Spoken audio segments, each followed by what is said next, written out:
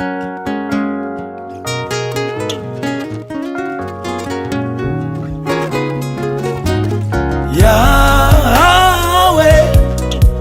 naye kogumba melayo.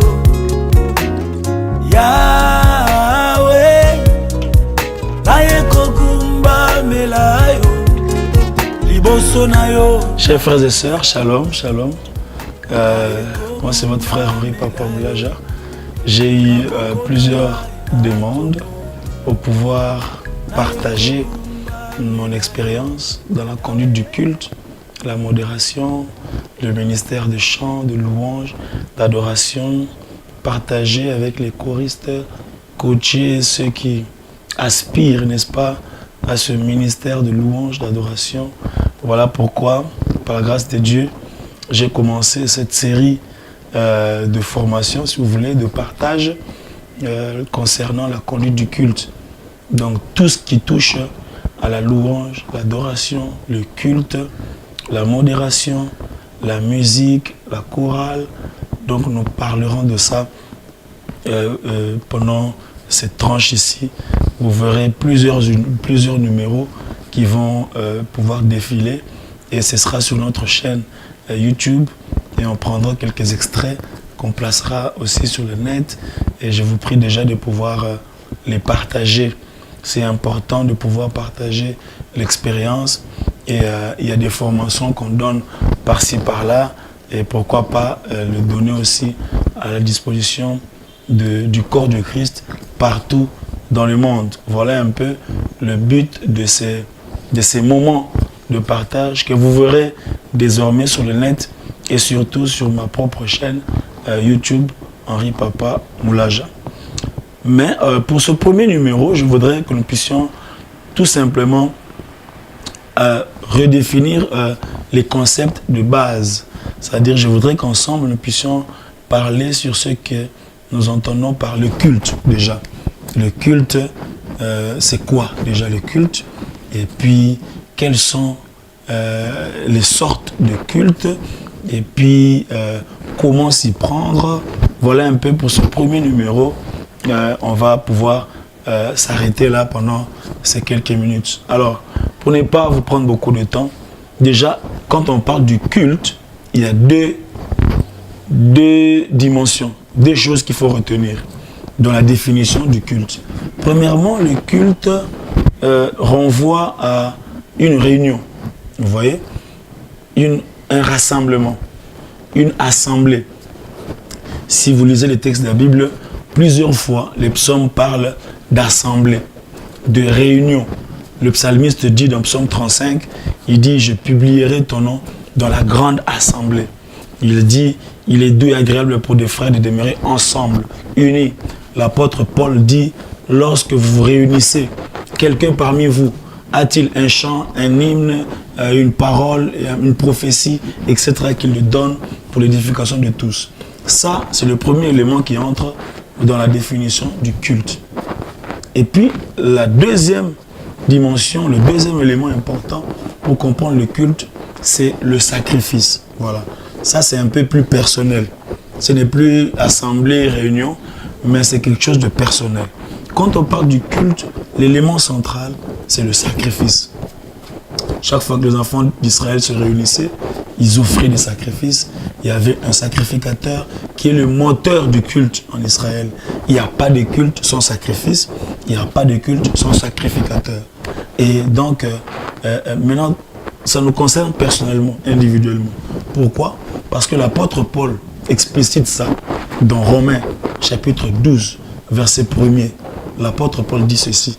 Il dit, offrez vos corps comme un sacrifice vivant, saint, agréable à Dieu, ce qui sera de votre part un culte raisonnable. Vous voyez? L'apôtre Paul redéfinit le concept culte par l'offrande de nos vies, l'offrande de nos corps. Donc quand on parle du culte, ce n'est pas seulement l'aspect réunion, rassemblement, c'est aussi l'aspect culte. En d'autres termes, l'aspect sacrifice. En d'autres termes, le culte qui plaît à Dieu, ce n'est pas seulement le culte qu'on rend, mais c'est le culte qu'on devient. Voilà. Ça, c'est très important. Il ne faut pas seulement rendre à Dieu un culte, il faut devenir un culte pour Dieu. Pourquoi? Parce que dans une certaine dimension, Dieu n'a pas seulement besoin de nos belles mélodies. Dieu a besoin que nos vies deviennent une mélodie. L'apôtre Paul dit, offrez vos corps comme un sacrifice vivant, sain et agréable. Sacrifice vivant, c'est-à-dire sacrifice qui marche, qui parle, qui entre dans le taxi, qui a des amis. Donc tu vis et il dit, ça, ce sacrifice-là de vie, sera pour vous un culte raisonnable. Voilà un peu, déjà d'entrée de jeu, ce qu'on peut retenir dans ce qu'on appelle culte. Maintenant, toujours dans la même approche, il y a deux sortes de cultes. Deux sortes de cultes. Le culte communautaire et le culte personnel. Vous voyez? Le culte communautaire ou le culte collectif, c'est le rassemblement, la réunion des enfants de Dieu, des rachetés qui se réunissent dans le but de rendre des hommages à Dieu, lui offrir des sacrifices, apprécier sa grandeur, mais aussi écouter sa parole. Et le culte communautaire est très important. Pourquoi? Parce que ça nous édifie, ça nous permet de chanter à l'unisson, d'exprimer notre foi. Mais il y a également le culte personnel, c'est-à-dire ces moments-là de rendez-vous que chaque enfant de Dieu doit avoir seul avec Dieu dans le secret. C'est très important. Vous savez, nous vivons dans un temps où beaucoup de gens viennent beaucoup dans des cultes communautaires. Il est là, dans des réunions, les séminaires, les conventions, mais il n'a pas un temps pour son culte personnel. Et pourtant, retenez ce principe. La réussite du culte communautaire dépend du sacrifice du culte personnel. La réussite du culte communautaire dépend du sacrifice du culte personnel. Alors, si tu es chanteur, modérateur, choriste, dirigeant de chorale, il faut que tu cultives le culte personnel. Pourquoi? Parce que si tu n'as pas un temps seul avec Dieu dans le secret, tu n'auras rien à donner dans le public. L'impact que tu auras dans le public dépend des temps que tu passes avec Dieu dans le secret. Le Seigneur Jésus dit dans Matthieu chapitre 6, lorsque tu pries, entre dans ta chambre, ferme ta porte. Ton Père qui voit dans le secret te le rendra. Voilà, en ce premier numéro, je voudrais insister. Vous savez, on peut aller loin dans la technique, la musique, etc. Mais les bases sont importantes. Et les bases, c'est la vie avec Dieu dans le secret. Le culte personnel. Un moment où tu es avec Dieu, tu éteins ton téléphone, tu es déconnecté partout, tu passes du temps avec ton Père dans le secret. C'est là que tu auras un impact dans le public. Ce n'est pas la voix, ce n'est pas le charme, c'est Dieu, c'est l'intimité. C'est ce que tu as reçu avec Dieu dans le secret. Vous voyez, je dis souvent ceci. Si tu es Moïse et que tu n'as pas rencontré Dieu dans le désert, eh bien n'affronte pas Pharaon. N'affronte pas Pharaon. Parce que le Pharaon que tu rencontres dans le public, tu dois le présenter à Dieu. Et le Dieu que tu vas présenter à Pharaon, c'est le Dieu que tu vas rencontrer seul, dans le secret, dans le désert.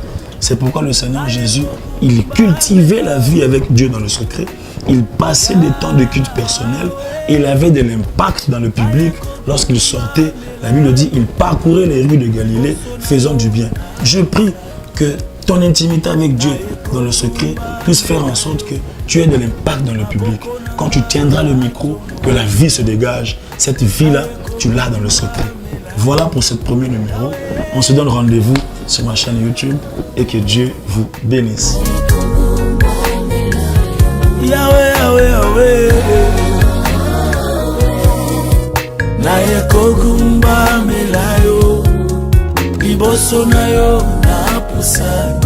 Yahweh, naye kogumba melayo, maboko nangai na tomboli. Yahweh.